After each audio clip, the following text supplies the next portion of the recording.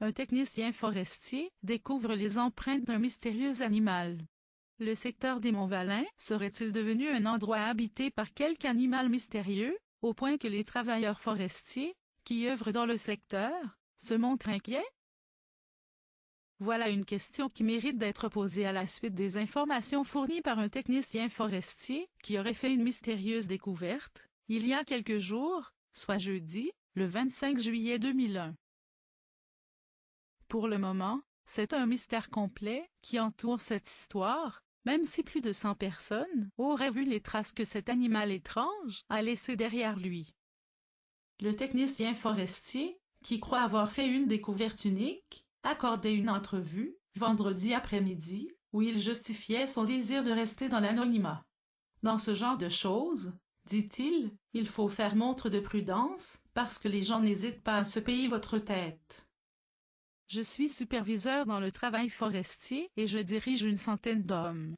J'étudie, présentement, en biologie et j'ai une excellente expertise de ce qui se passe en forêt. Je ne suis pas homme à inventer des histoires de ce genre, et, ce dont j'ai besoin, c'est du support de personnes qui ont une bonne formation scientifique, comme un biologiste ou un anthropologue. Ces personnes pourraient me donner une évaluation scientifique de cette découverte, et elles pourraient m'aiguiller dans la bonne direction. La plus grande prudence est de mise dans ce dossier et il faut y aller de façon rationnelle. Les personnes qui travaillent avec moi en forêt et qui ont vu ces traces n'en sont pas revenues et plusieurs ont même manifesté une certaine inquiétude. C'est l'incertitude qui s'est installée dans ce secteur des Monts-Valin et, tant aussi longtemps que la lumière ne sera pas faite dans cette histoire, tout le monde va marcher sur des œufs. J'ai demandé une opinion à des gens du gouvernement qui travaillent dans le secteur, mais personne n'a voulu se mouiller. Tous ont été unanimes à dire, cependant, que la découverte de ces traces était très mystérieuse. C'est le 25 juillet dernier que le technicien forestier a fait sa découverte et il raconte que ce fut tout un choc. Nous travaillons dans un secteur qui a servi à faire des coupes de bois, dit-il, de telle sorte que l'endroit n'est plus fréquenté. Ce jeudi-là, j'effectuais mon travail quand je suis tombé sur des traces de pas que je n'avais jamais vues. J'ai inspecté ces dernières et j'en suis venu à la conclusion que je me trouvais devant un phénomène unique. J'étais persuadé qu'il ne s'agissait pas de traces d'orignaux ou de traces d'ours. J'ai montré ces traces à 2 travailleurs et tout le monde a été unanime à dire que c'était pour le moins étrange. J'ai pris des photos et j'ai décidé, la semaine suivante, de faire un moule de l'une de ces traces, poursuit le technicien. Une autre excursion, menée dans un secteur encore plus éloigné, lui a permis de découvrir de nombreuses autres traces. Cette fois, c'était dans la mousse et les traces étaient très profondes. Normalement, des traces de ce genre disparaissent rapidement, mais pas dans ce cas-là. Ces traces doivent appartenir, selon moi, à un animal très lourd.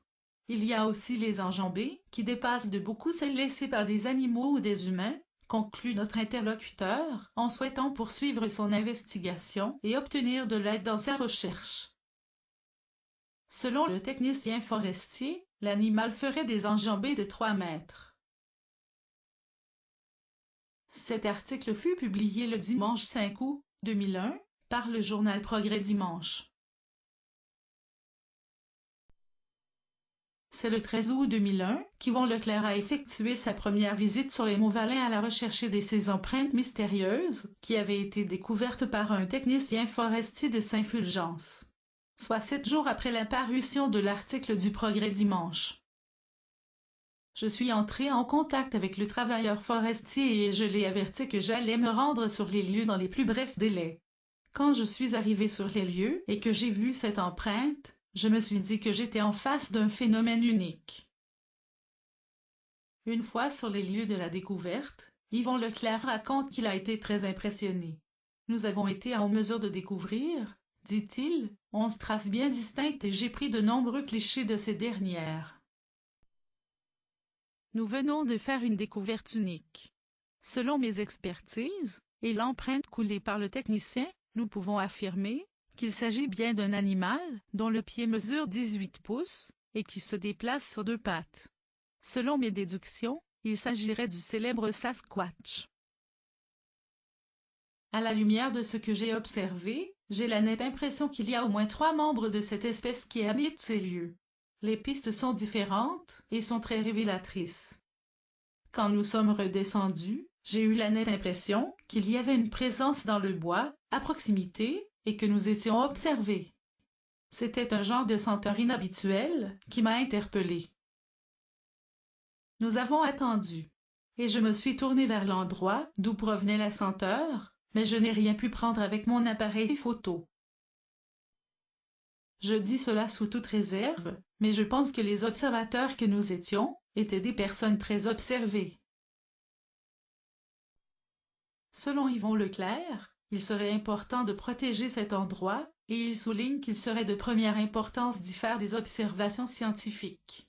Il faut protéger cet endroit unique, dit-il, et il serait pertinent d'y installer un centre d'observation.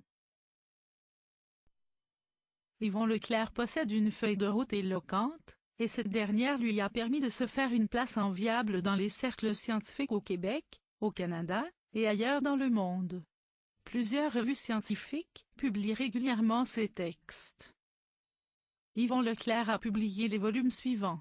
Agenda de la nature, en 1975, 3 livres sur les champignons, et Premier voyage au cœur de la pierre, une recherche sur la paléontologie.